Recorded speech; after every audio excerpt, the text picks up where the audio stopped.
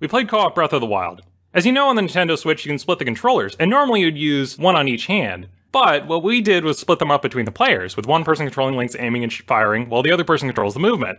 I don't own a Nintendo Switch. After all, I'm not some kind of crazy fanatic who watches the release days like a hawk. But I know someone who does, and he's the only friend who hasn't installed good enough locks to keep me out of the house. That must mean he likes me. We started playing Zelda co-op because we were getting sick of the other co-op game we had on the Switch. I mean, you're either playing Zelda or the other one, what was it called? The one with the two pieces of paper that keep making suggestive faces at each other? Clipper Snips, there we go. Which gets an award for being the worst game to play while someone is overhearing you talking to a friend, as you're trying to tell your partner to hold still while you pack your ooze into his hole.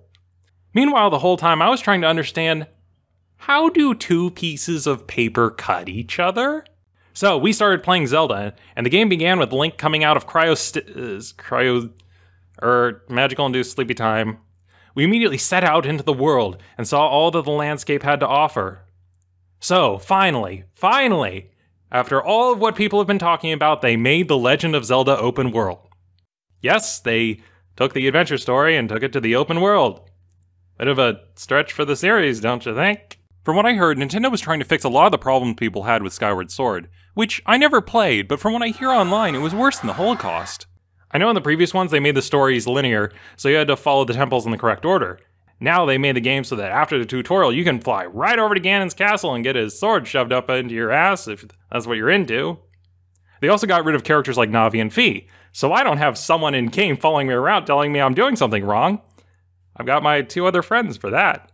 Fuck this story. You can't tell me what to do. Oh god, these bogoblins are trying to murder me. Why doesn't this game tell me what I'm supposed to be doing? There's a lot here to find and explore. I wonder, what could be hiding around the next corner? Murder. Mostly just murder. Mostly just murder. Lots and lots of murder everywhere. When I was playing, I encountered one of the guardians on the ground. Oh hey, look at this weird mechanical thing with one eye. Aww, it's looking right at me. Hi there, new friend. Blah, make a death face laser. Well, that went over almost as bad as most people I meet in real life. The world's pretty big. I hear there's supposed to be about 900 Korok seeds all over the map. Getting the first 899 are probably the easy part, but trying to figure out where that last one is would drive me insane. I've had nightmares like that. You can also find Great Fairy Springs, just like in the Ocarina of Time. I like that they kept the Great Fairies absolutely terrifying, and also gave them suggestive lines of dialogue. Lots and lots of suggestive dialogue. Unlike other Zelda games, they added a stamina meter which slowly drains as you get to your destination, either climbing or flying or running. But it can be a tense struggle as you watch it go down slowly, and wonder if you will have enough time to reach your destination. Until you remember that you can eat foods in midair to restore your stamina. Until you open your inventory in the pause menu and you remember you don't have any, and you sit there on the pause menu realizing that you're nanoseconds from death and you go through the Wile E. Coyote death scene! The game is supposed to get easier the longer you play, as you get fancy magic gear. However, it's easy to get into the situation where you have nothing but nice things and you don't want to waste your good gear on lame enemies. First world problems. It actually wasn't as hard as it sounds to play co-op Zelda, because shrines are mostly puzzle-based. So it wasn't about pulling off an insane feat of combos and attacks, but more hitting the correct switches on the wind fans to launch the ball to the target. The hardest part about the game was keeping your cool while your friends are backseat gaming. No, you're not supposed to be jumping there. We have to go the other way. At first they let me play as the legs, until I kept throwing Link off the chasm of death, so they decided to play it safe and put me as the upper body this time. But no, they still kept complaining. Wah, stop throwing our fancy magical items off the cliff, Ben. Okay, if I have to hear you guys complaining one more time, mister, I am pulling Link over and the two of you are going to be walking to Hyrule Castle.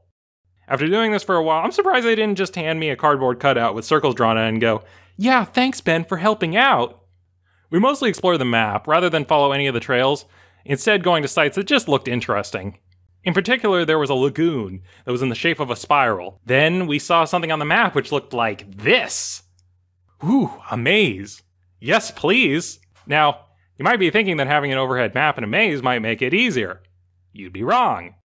Because some of the paths went underground, and, like a bunch of dumbasses, we just had to check every dead end, just to make sure it really was a dead end, and there wasn't like, the fucking Master Sword in there.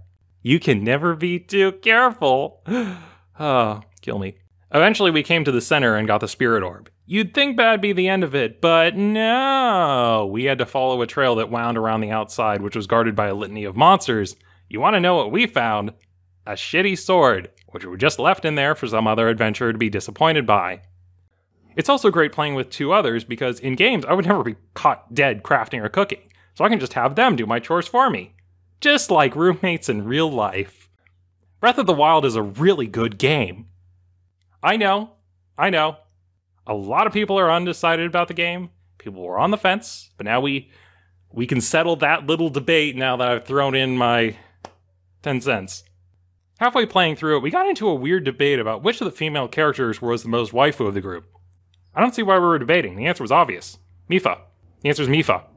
Some of you might have guessed some of the other ones like Zelda or Bosa or smaller Bosa. I mean, that's fine. Everyone has their own opinions. You just happen to have the wrong one.